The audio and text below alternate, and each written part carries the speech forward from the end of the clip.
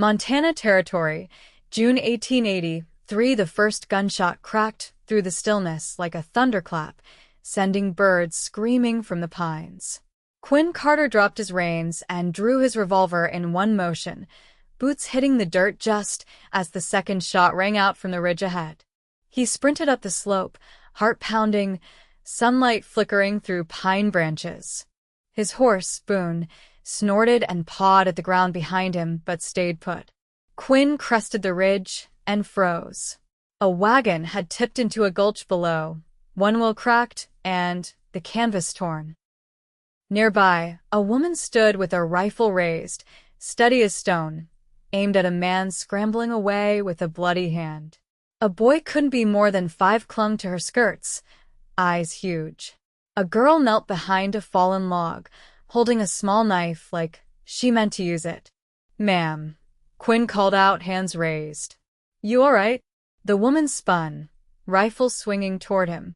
Her eyes were sharp, wide, and full of fight. "Do not come closer," she warned. "I have had enough of men today. I saw the smoke, heard the shots." He nodded toward the man crawling downhill. "You want me to finish chasing him off?" She hesitated. Then the rifle dipped slightly.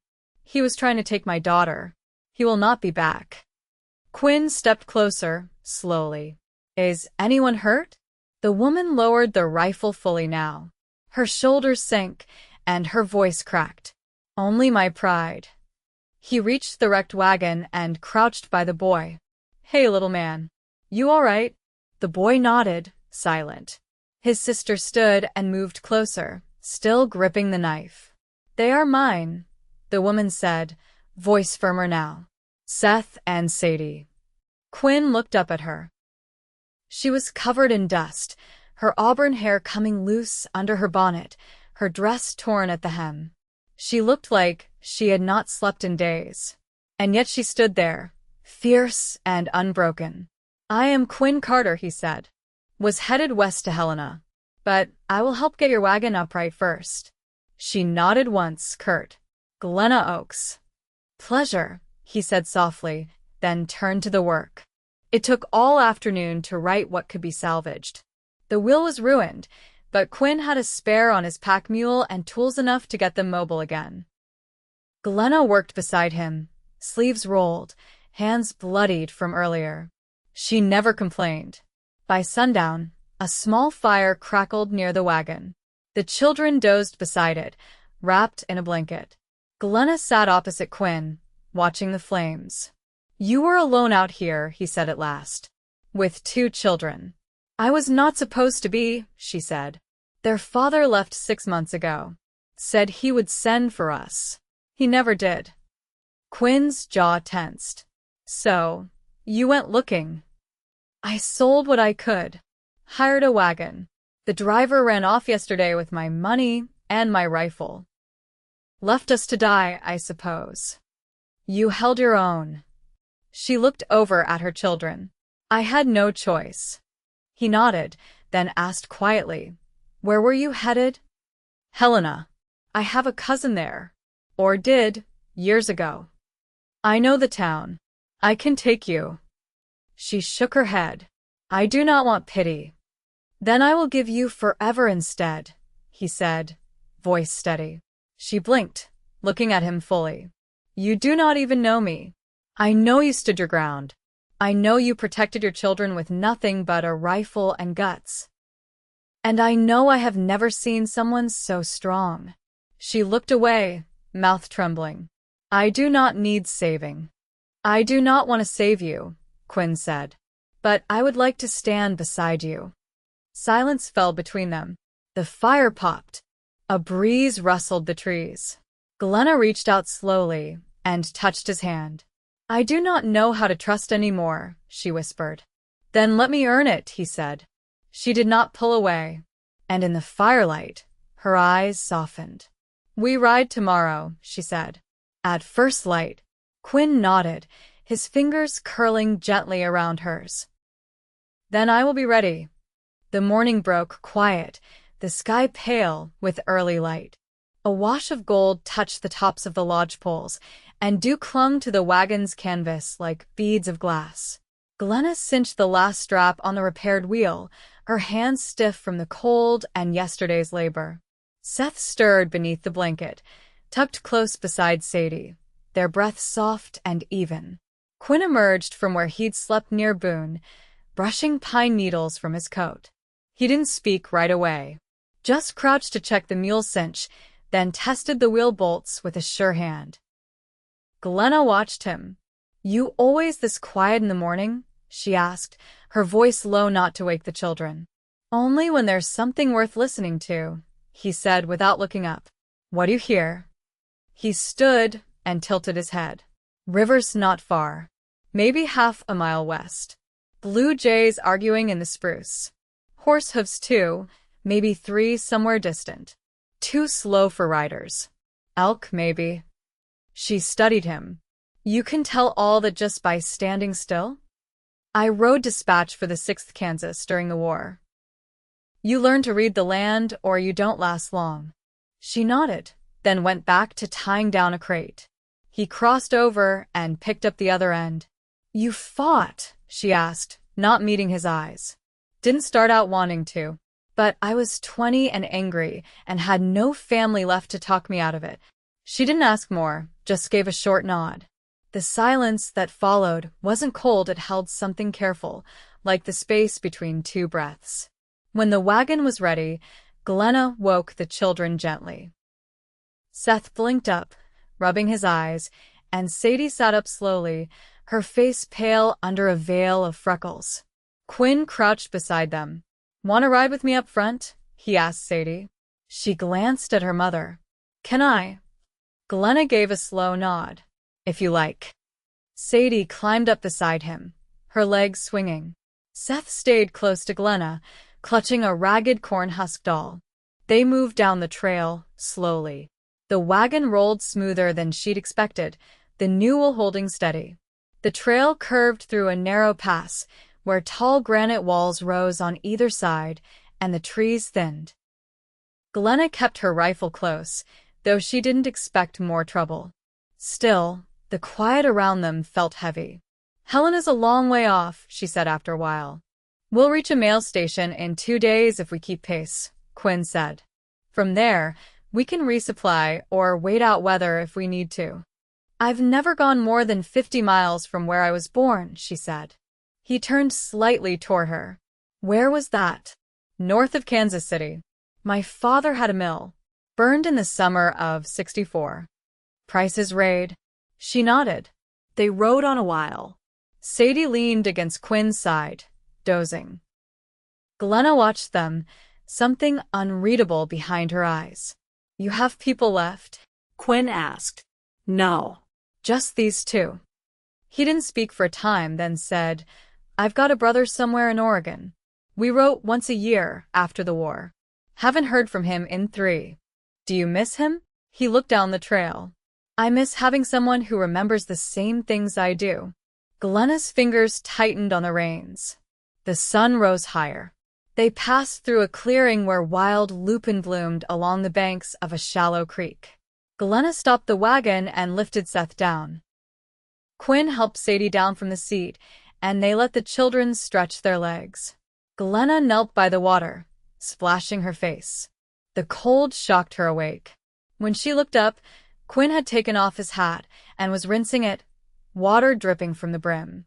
He looked younger like that, hair damp against his forehead. "You said something last night," she said quietly. He looked up. "About giving me forever. Why would you say that to someone you'd just met?" He didn't answer at once, crouching to scoop a handful of water and drink. "There's knowing someone," he said finally, "and then there's recognizing them." She stared at him. "I've seen 100 different kinds of strength," he went on. "But what you did yesterday most wouldn't have tried. You don't flinch. You don't wait for someone to fix things for you. I reckon I'd rather walk through life beside someone like that than anyone else." Glenna stood, water dripping from her chin. "That's not love." "No," he said, standing too. "But it's how love starts." She didn't look away. Her face held no softness, but no anger either. just the calm of someone weighing truth. Sadie laughed then, chasing her brother through the grass. Glenna turned toward them, her shoulders easing. Quinn walked to the wagon and reached for the reins. "We'll make the station by Sunday," he said. Glenna climbed aboard beside him. "We'll see." The second night out, a storm rolled in from the northwest, low clouds dragging their bellies through the trees, wind bending the pine limbs like dancers caught mid-bow. Quinn had them make camp early beneath a rocky overhang near a stand of firs. The air turned sharp, and Glenna wrapped Seth and Sadie in extra quilts before settling them beneath the wagon bed. Quinn built the fire low and close, breaking only wind-damp twigs for kindling. Glenna sat across from him, her hands resting in her lap, the flicker of flame casting her face in long shadows. "You ever think about settling?" she asked, eyes fixed on the fire. His answer came after a pause. "I used to think I would. After the war, I tried homesteading near Abilene. Soil was poor. No one wanted to trade with a man who didn't talk much. After a while, I stopped trying." "You speak just fine," she said. He looked at her, steady. "I speak when there's something worth saying." She pulled her shawl tighter. "My husband used to talk all day long and leave me lonelier than silence ever could." The fire snapped, sending a curl of smoke between them. He didn't press her, just waited. "He was charming when he wanted something," she went on. "But he never stayed long enough to see anything through. If he promised something, it meant he'd already planned to leave it behind." Quinn didn't move, but his voice was low. "And you stayed. I didn't want to raise them alone. Now you are." Glenna's jaw tightened. "Not by choice." "I know." She looked toward the wagon. The children were quiet, their breathing soft beneath the canvas. When she turned back, her eyes were clearer. "Helena's not a promise," she said. "It's a maybe. My cousin might not even be there. And if she is, there's no telling if she'll want us." "She might not," Quinn said. "But I do." Glenna stared at him for a long moment, her expression unreadable. "You don't know what I've had to do to keep them safe." "I don't need to," he said. "You did it. That's what matters." She leaned forward a little, elbows on her knees. "What if I can't be what you're looking for?" "I'm not looking for anything," he said. "I'm offering something. A place beside me if you want it." She shook her head, but it wasn't refusal, more like disbelief. "I never thought I'd meet someone who didn't want to fix me," she said. "I don't think you're broken," he said. "Just tired." The fire burned low, and neither of them moved to feed it. The wind howled above the overhang, but down where they sat, it was all quiet. Glenna rubbed her hands together slowly. "If I say yes, it won't be right away. I'm not ready for anything that sounds like forever." "I'll wait," he said simply, "even if I never say it." He looked at her then, his voice steady. "I'll be here anyway." She blinked once, then leaned back against the stone wall, her breath settling into something slower. Her eyes didn't leave his. "I don't know how to be taken care of," she said. "Then let me start small," he said. "I'll carry the water tomorrow." Her lips twitched at that. "You trying to win me with chores?" "No," he said. "Just showing you I know how to stay." The coals glowed orange between them, and above, the rain began to fall soft at first, then steady as a lullaby. Glenna reached for a corner of her shawl and pulled it tighter, then looked at him beneath her lashes. "All right," she said. "Carry the water." He nodded, and for the first time since he'd met her, she smiled. Not wide, not certain but real. And that, he thought, was enough to begin with. The road narrowed by late morning, hemmed in by scrub pine and granite slopes that forced the wagon into a single-file crawl. Quinn rode ahead, reins in one hand, his hat pulled low to block the rising sun. Glenna walked beside the wagon, Sadie perched in the seat above, her hands wrapped around the edge as she peered at the winding path. Seth dozed in the back, curled around a sack of dried beans. They hadn't spoken much since dawn, But it wasn't silence born of distance. It was something steadier, like two people who no longer needed to fill the air with proof of themselves. Quinn slowed Boone near a bend in the trail and called over his shoulder, "We'll stop at the rise. There's shade and grass." Glenna nodded, wiping her brow with her sleeve. Her boots were dust-caked, and a seam on her skirt had begun to come loose, but she kept stride without complaint. At the crest, the trail opened into a clearing ringed with aspen and a trickle of spring-fed water slicing through the middle. The sound of it cool and steady broke the hush of the day. Quinn dismounted and led Boone to the stream. Glenna helped Sadie down and tied off the wagon. Quinn was knelt by the water when she joined him, cupping his hands to drink. She stood behind him, arms folded. "I don't think I ever saw a man take to children the way you do," she said. He glanced up, water dripping from his chin. "Didn't know I had it in me. Truth be told. They trust you." Seth barely spoke to strangers before. Quinn sat back on his heels. "He's got good instincts." She lowered herself onto the grass beside him, knees drawing up. "You had any of your own?" "No," he shook his head.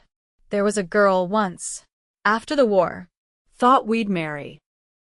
But I couldn't stay still long enough for her to believe it."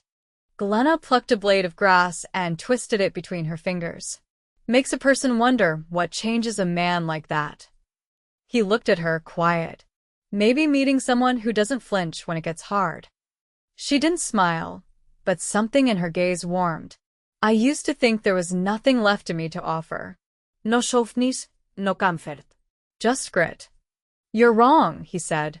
She looked down at the grass in her lap. "I don't know how to be anyone else." "I don't want anyone else," he said. They sat with that a moment. Sun filtered through high leaves, dappling the ground in shifting light. Then Glenna asked, "What would you do if Helena doesn't work out for us?" "I'd take you somewhere better," Quinn said. "Plenty of land north of the Bitterroots. Soil's rich. Timber's good. A man could build something lasting there. You'd stay put." "If you're there, I would." She let that settle. The wind stirred her hair across her cheek, and he reached over without thinking, tucking the strand behind her ear. She didn't pull away. "I'm not used to anyone making plans with me in them," she said.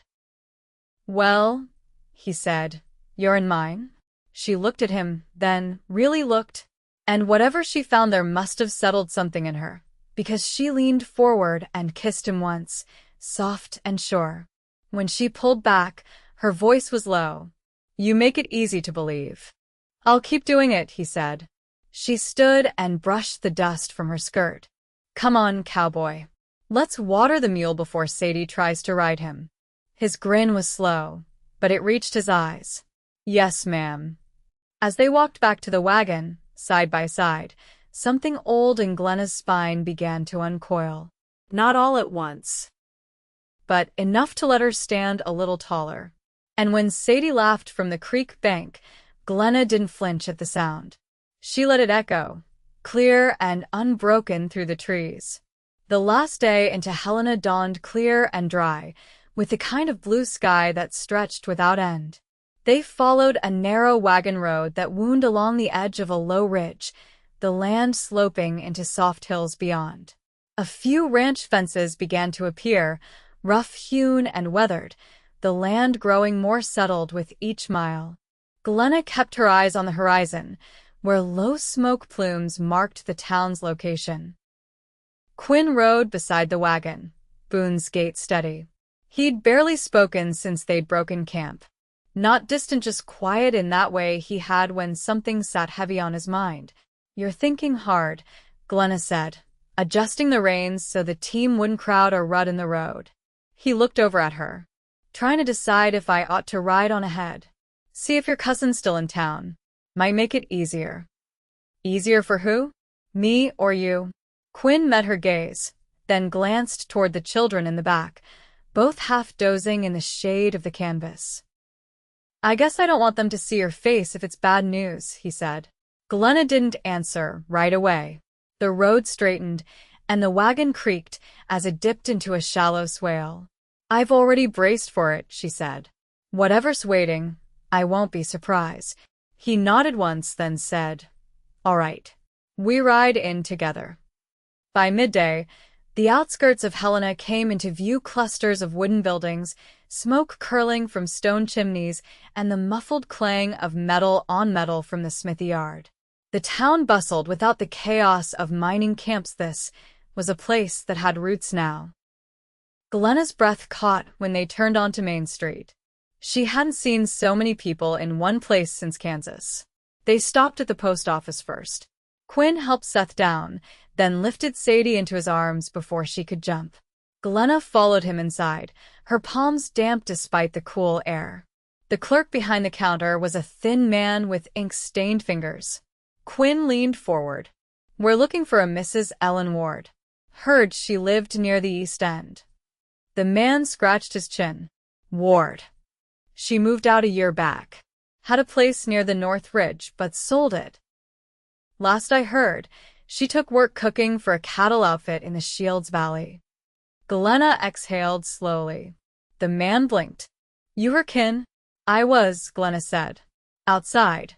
She stood for a moment, her shoulder leaning against the wagon. Quinn waited beside her, hands in his coat pockets. Well, she said. That's that. You could stay here, he said. Plenty of work in town. Good school, from what I hear. I could, she said. But I don't want to. He watched her as she turned toward him. I meant what I said, she continued. I don't want to be someone's burden or someone's shadow. But I also don't want to keep standing still, hoping the past will come back and fix itself. Quinn stepped closer. You already picked up your life and moved it west. You fought off a man twice your size. You dragged your children through mountains and storm. I don't reckon there's anything in you that waits for rescue. She smiled faintly. Still, it's easier when someone rides beside you. He reached out, brushing his knuckles across her arm. I bought a land claim north of the Blackfoot. Signed it 3 years ago and never settled it. There's a creek, a cottonwood stand. Room for a house. She searched his face. You were going to build that alone? I thought I would, he said. But even then, I think I was waiting for something I couldn't name. She stepped into the space between them, her voice steady. And what if I said I'd come with you? Not because I need a place, but because I want one with you. He didn't answer in words. He held her face in his hands and kissed her, slow and sure, beneath the high Montana sky. They rode out 2 days later, the wagon lighter with what they'd sold, but heavier with something better. Sadie perched beside Glenna, her legs swinging. Seth rode nestled in Quinn's lap, both of them content as clouds drifted overhead. The journey north was easier. The trail was drier, the days warmer. They stopped near the edge of a meadow where wild rye grew high, and Quinn pointed to the line of cottonwoods in the distance. There, he said. That'll be the house. Facing the morning light. Glenna stepped down and stood beside him. Then let's build. They spent that summer raising the walls plank by plank. Quinn cut timber with patience, and Glenna laid the stones for the hearth with her own hands. The children carried nails in apron pockets and chased chickens through the brush. They slept beneath the stars those first weeks, waking with dew in their hair and laughter in their lungs. By autumn, the house stood proud, a single room with a loft, a front porch that caught the sun, and a table wide enough for 4. Glenna planted onions and beans in the soil beside it. Quinn built a fence for the mule and cleared land for hay. They didn't speak of what might come next. They didn't need to.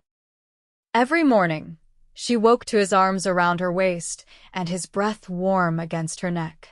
Every evening, he kissed her palm as if it was still the first time.